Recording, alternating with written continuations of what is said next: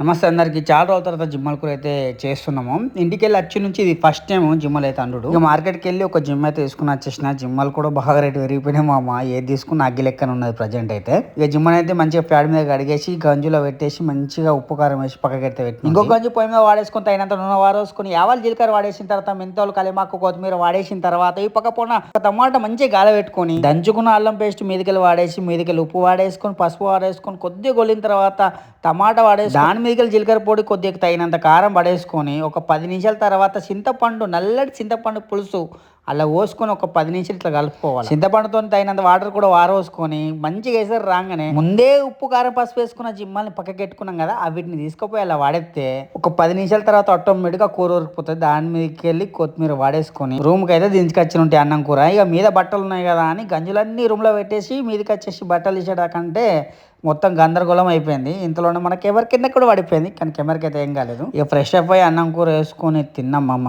కూర మాత్రం వేరే లెవెల్.